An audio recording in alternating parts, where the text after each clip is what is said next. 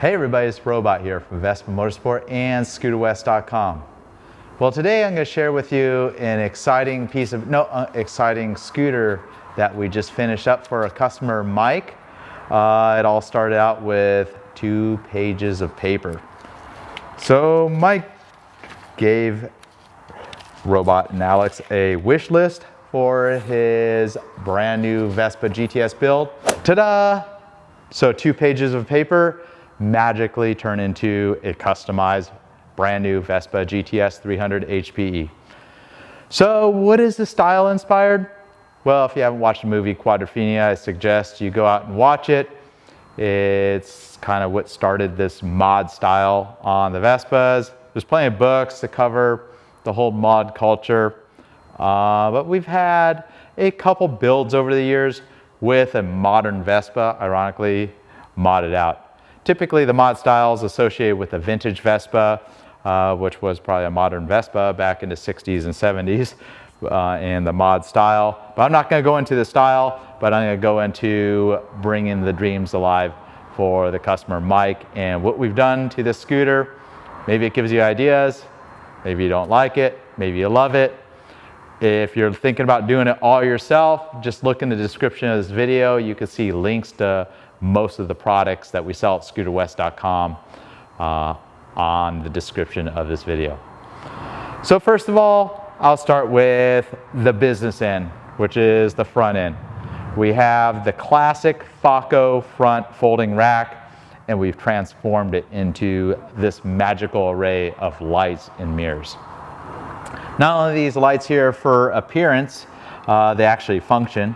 And I drilled some real small holes, snaked all the wiring through all the tubes of the rack, and then snaked it right through the horn grill there.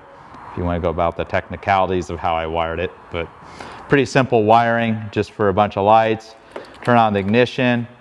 Got a pair of switches I'll show you in the next view. And we got a set of 5 amber running lights, and we got this functioning halogen or incandescent spotlight. These are all new parts that you can buy.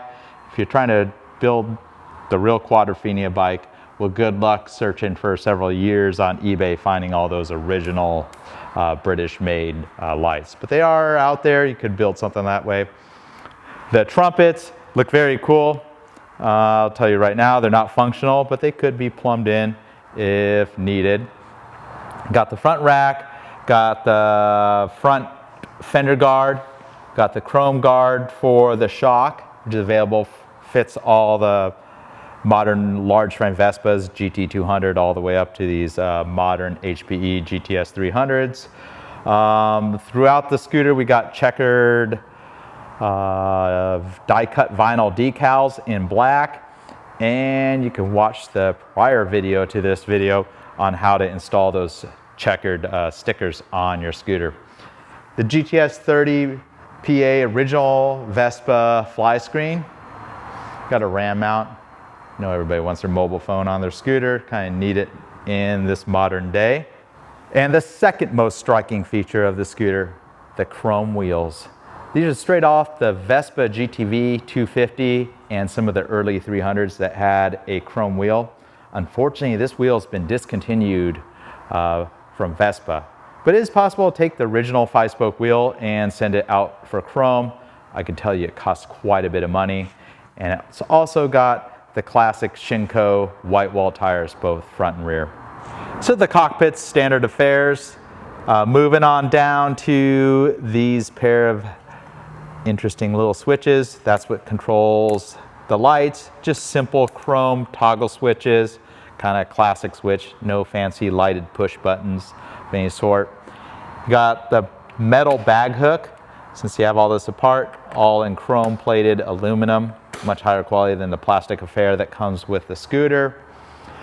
Typically, this Verde Relax green Vespa GTS comes with a brown seat. It's been replaced with a 300 Super Sport seat with the white piping. Kind of goes with the whole theme of the scooter, which is the green paint, black, white, and chrome. And 2 parts were custom chromed on this scooter, both the side stand and the center stand. So those are the factory original parts on the Vespa GTS 300 HPE. Sent them out for chrome. Essentially they stripped the paint finish off them and electroplate them with both nickel, or I think copper to nickel, and then a very thin chrome plate over the nickel. It's all polished. The Falco rear crash bars, and underneath the crash bars, I kind of toyed with different ideas of how I would do the checkerboards on the side skirts. I had them going further back, but I thought perfect how the checkerboard decals are framed within the crash bar. Does a spare tire fit the scooter? No, it doesn't. It's all for looks. This is an 8-inch chrome wheel with a Shinko white wall 8-inch tire to go with it. Just gives the classic Continental look. And there has been a couple builds where I have put a full-size 12-inch spare tire on the back of a scooter. And I tell you, it just doesn't look quite right. It's kind of like a big wheel, not like the classic little wheel of a classic Vespa. Of course, you may laugh at this, it doesn't serve any purpose, but you also got the backrest with the folding rear rack and another pair of bullet lights with the red lenses that comes on with the tail light. Moving on down, you got the black and chrome Vespa Motorsport license frame for the shameless advertisement of Vespa Motorsport here in wonderful San Diego. You got the checkerboard mud flap, the chrome wheel in the rear with the white wall. So thanks for watching. Hope that gave you some inspiration. Maybe you're just like thumbs down about the mod style. Maybe you have a vintage bike you want to go for the mod look. Kind of gives you an idea of some of the new accessories you could put on a scooter to dress it up in a different style than what you typically see on just a basic bolt-on set of accessories such as a windshield or crash bars. You can go a little bit further once you have parts like the crash bars, add the mirrors, the lights. We have all the clamps available to mount all these parts to your crash bars. You know, they're a smaller size clamp. Some of these lights are typically sold through custom shops, you know, more specific to the Harley market, but they work great with the Vespas with that classic mod look as well. At first I started working on the scooter, mostly I had Travis, my technician, that does mostly accessorization of many of the scooters we sell, work on it, then he had to take some family leave. So I jumped on the project, and I am a really busy person here at Vespa Motorsport and ScooterWest.com. So I worked a 14-hour day, kind of crunched through putting it all together, and just totally got in the zen of building this bike towards the end. So the last day when I did all the wiring, it really started to come together, and I changed from being like, oh, what a drag, I gotta take over somebody's project, to really embracing it. And it was kind of one of those projects, this is not normally my style. My style is just wacky custom. If you've seen my robot bike, that's kind of like what I like, you know, with some kind of classic stuff like pinstriping on it, or just, I don't know, I just like subtle stuff. That's just kind of my style.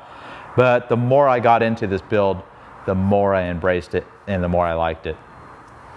And now I'm happy to hand it over to the new owner, Mike. And I hope he gets lots of enjoyment out of it.